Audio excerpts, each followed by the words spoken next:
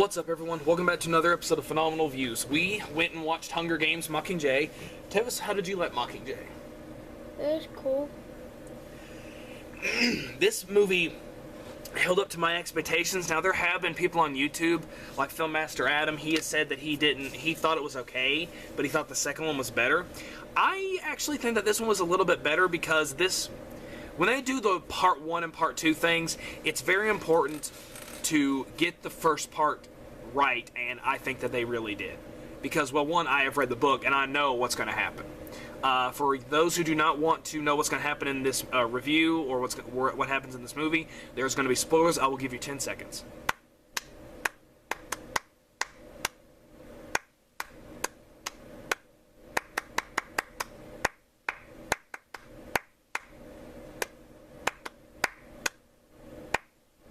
Okay, I'm sure there was 10 seconds in there somewhere. But, the movie starts out with Katniss waking up, remembering the Hunger Games, and, she's all freaking out and everything, and she's dealing with the after effects of the Hunger Games, and so is, what's his name, Finnick? The blonde-haired guy? Yeah. Finnick. Now, I didn't mind what they did with Finnick, but in the book, after the Hunger Games, he is in a state of shock, I think, and he doesn't talk much. And in this one, he just acted like he was a little shaken up, but in the book, I can't remember if he talks that much. It takes him a while to get back on his feet. One thing that me and Tevis did like in this movie, the weapons. The weapons that Katniss and Gale got. The arrows, yeah. We're not up to that part yet. No, but we're going to talk about... But, basically, we see District 13 and how it is underground, just like it is in the book.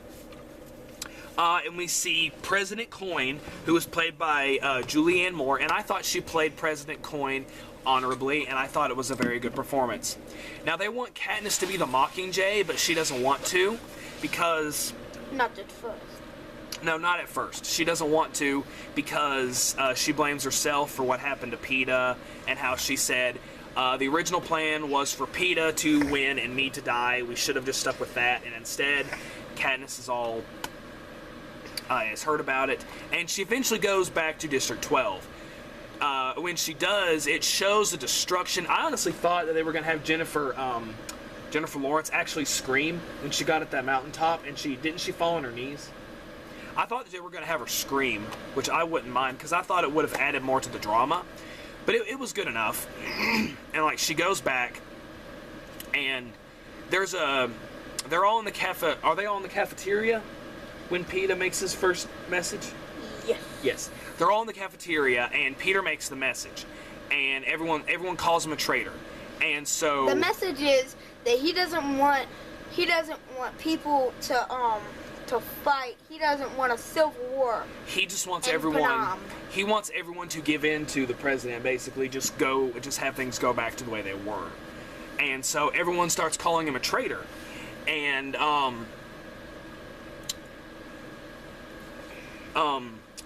Katniss, the president doesn't think that Katniss is going to be a good Mockingjay because at first she doesn't live up to her expectations. President Coin's like, this is the Mockingjay, and then in another scene, Katniss actually has some fire under her, and the game maker is like, that is exactly what I was telling you about. That is our Mockingjay. This is her right here. And so then she's like, all right. And in the film, it does show that Katniss is still having trouble sleeping. When she's having trouble sleeping, she has her sister, Prim, go over to her bed, and she's like, you have no idea how important you are. You can pretty much ask for anything.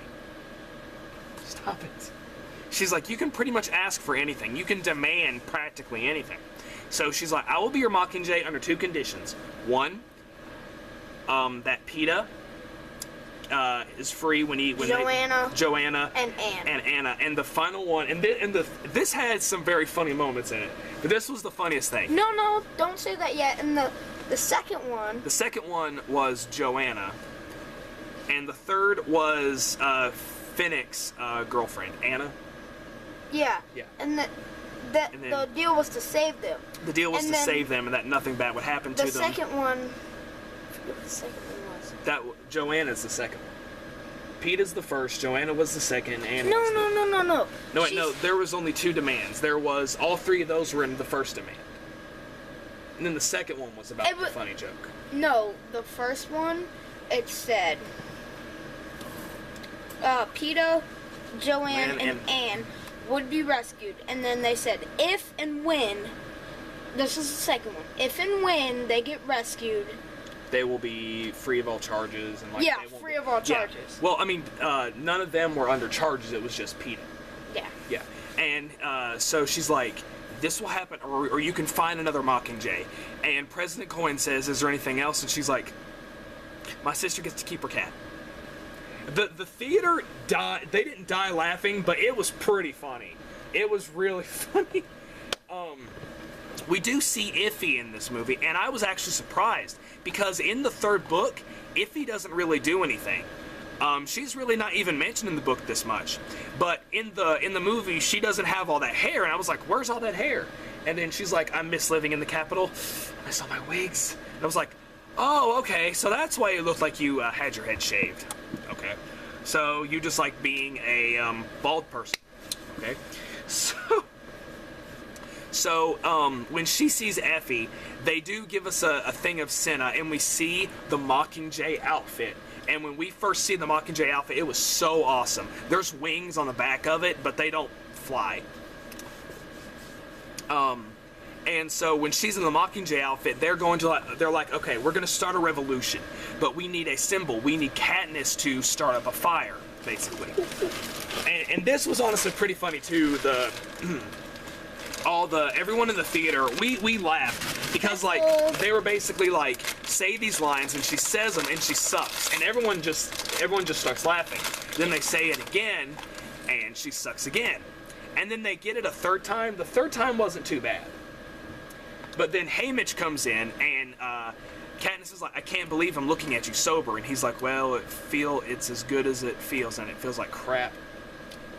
So they're trying to figure out how to promote Katniss and how to give her the right lines to say. All of a sudden, like, they have this board, and Haymitch rubs all this off, and he's like, I hope that wasn't anything important. I love Haymitch. He is one of my favorite characters in this series, just because of how he is.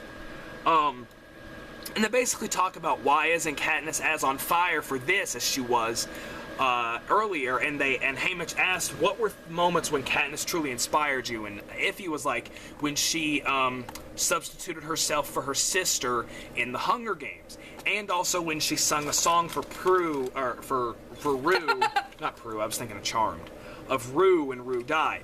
And he's like, what was the main, what do those things have in common? And it was because no one was telling Katniss what to do. When Katniss is doing her own thing, it's amazing. So what they decide to do is put her in battle.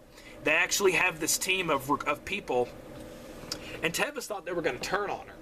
Like, I was sitting in the movie theater, I was like, they're going to turn on her, they're going to turn on her. I was like, dude, no, they're not, stop. And then they get to the battlefield, and then she starts recording Katniss, and he's like, I told you they were going to turn on her. I was like, dude, they're filming her. And for those who have read the book, as you know, that's what they do. They make commercials for Katniss in battlegrounds. That the first time they go to what, District 8? Or was it District 8? They go to District 8. But earlier on in the beginning of the film, President Snow says anyone who does the Mockingjay symbol or who has the pin, they are subject of treason and they will be executed. So when Katniss comes in with her bow that has these 3 arrows, explosive, accessory, and normal ones, they're like, Katniss Everdeen, are you here to fight with us? And she said yes, and then they all start doing this. And then President Snow, because they were filming this, President Snow sends a team of bombers to bomb and murder people in District 8. And this is when Katniss and Gale step up. They grab their weapons, and just like you see in the trailer, they shoot down the aircraft, and they decide to record. And Katniss is like, you see this? This is what they do. This is what President Snow is going to do. and this really starts up the fire. And then when they, in the book, and I'm glad that they kind of did not go into too much into detail into this, because in the book they actually have more strict schedules, and I'm glad they did not put the schedules in the movie, or else the movie would have been longer. But they talk about how the president allows them to go hunting. When they come back, there is a commercial, or there is a PETA's talking again, and every time PETA is on screen, he looks worse, and Katniss just cannot stand seeing him because she's afraid, like, oh my gosh, what are they doing to you? Are you okay? Are you gonna die? Are they gonna kill you? She's worried about him and how he's different. And Katniss even said he doesn't even sound like himself anymore. Like, he doesn't even sound the same. His voice. Yeah, his voice was different. And so then it was after this, they said, PETA said, Katniss, they're coming for you. You're going to be dead within the morning. And then we get this epic scene where they're dropping bombs on District 13. And there was a thought in this movie where I thought, I thought Katniss' sister was going to die. I really did. I was like, no, don't you dare. Don't you dare kill her. Don't you dare. And she didn't. They got out because she went back for her freaking cat. She went back for the cat. They were having a lockdown, and she. Yeah, they were having a lockdown, and Prim went back to get the cat. And so then they're trying to entertain themselves, and everyone in the theater got a laugh out of this. Katniss took a flashlight and she shined it on the light, and she realized, and I actually understood. They explained what this was. President Snow has been toying with Katniss this whole time. Everything they have been doing has been practically a part of his game. Didn't she pretty much say that he's been toying with him the entire time? So, after all that happens, Katniss breaks down, and her and Haymitch are talking. And Haymitch is like, look, they're going to get PETA, and we need you to basically...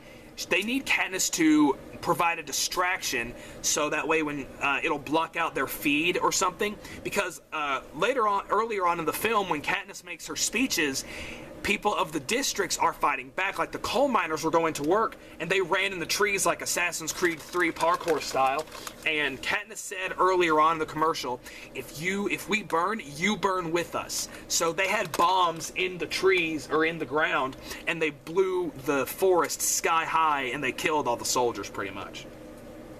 They snuck into this dam and they blew it up, even though when I was looking at this, hydroelectric powered. Yeah, they blew it up. And when this was going down, I seen the soldiers have the guns. I was like, man, this is not going to go good. This is not. And people just start dropping like flies. The people eventually get through the blockades, and they blow it up. And it knocks all the power out to the Capitol. And I like it. Yeah, that was pretty cool. No, I'm talking about my person. Oh. But when this is happening, Katniss cannot make the commercial. So Finnick steps in, and we get more of his backstory, because Katniss asked him, how do you have so much money? And he's like, I know secrets. And we find out how. He won the 65th Hunger Games, and so he said, well, when you win the Hunger Games, if people want you, they can have you, and if you say no, your family will die. So they can offer you money or something, and PETA was basically sold by President Snow as a sex person, pretty much. And he did it to protect his loved one, to protect Anna. And so he found out secrets. And apparently, we also find out, and this was handled very well, while this is going on, they're breaking PETA out, and I thought that was so cool. He pretty much talks about how President Snow got to power, how he poisoned everyone, and to avoid suspicion, he would drink the poison himself, but the antidote wouldn't always work. And the reason he has the white roses is because to cover up the foul stench of the rotting flesh inside of his mouth. And I thought that was done very, very cool. But one of the most cruelest things that President Snow does in this movie is after the bombing, they get out, and the whole entire place is just covered with white roses. So when the feed goes out, she talks to President Snow, and she's like, look, just let PETA go. You can have me, you can kill me, you can do whatever. And then she says, President Snow, you asked me to prove to you that I truly love PETA. And he's like, Miss Everdeen, it's the people, it's the things we love most that can hurt you. That can hurt you. So he's like, I knew this entire time. He basically finds out, and when they're in the dark, they're like, the building is basically an infrared, pretty much. And then all of a sudden, this bright light hits, and it almost blinded me, and him. We were in the front. And so then he says, why else do you think I haven't raised an alarm about people trying to break PETA and Joanna out? He knew the entire time. He let them escape. And we see Joanna, who is so happy to see Katniss, as always. Her head's been shaved. She looks pretty pissed.